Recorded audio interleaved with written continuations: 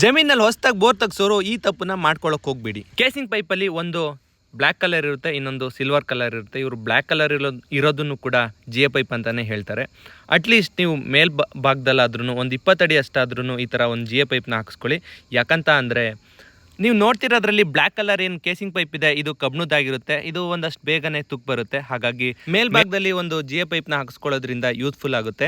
ಮತ್ತು ನೀವು ಮೋಟ್ರಿಗೂ ಕೂಡ ಲೈಫ್ ಇರುತ್ತೆ. ಯಾಕಂತಂದರೆ ಇನ್ ಕೇಸ್ ಒಂದೊಂದು ಟೈಮ್ ತುಕ್ ಬಂದು ಮೋಟ್ರು ಬಾವಿ ಒಳಗೆ ಹೋಗೋ ಚಾನ್ಸಸ್ ಇರುತ್ತೆ. ಹಾಗಾಗಿ ಅದನ್ನು ಕೂಡ ನಾವು ತಪ್ಪಿಸ್ಕೊಳ್ಬೋದು. ಹಾಗೇನೆ ಕೇಸಿಂಗ್ನಲ್ಲಿ ಫೈಬರ್ ಕೇಸಿಂಗ್ ಕೂಡ ಬರುತ್ತೆ, ಅದು ಕೂಡ ಬೆಟರ್ ಇರುತ್ತೆ. ಆದರೆ ಬಾವಿನಲ್ಲಿ ಏನಾದರೂ ಬೋರ್ಡರ್ ಸಿಕ್ಕಿದ್ರೆ ಅದು ಒಡೆದೋಗೋ ಚಾನ್ಸಸ್ ಇರುತ್ತೆ. ಹಾಗಾಗಿ ಅದಕ್ಕಿಂತ ಬೆಟರ್ ಅಂದರೆ ನೀವು ಈ ಥರ ಮಾಡ್ಕೊಳ್ಳೋದೇ ಒಳ್ಳೆಯದಾಗಿರುತ್ತೆ.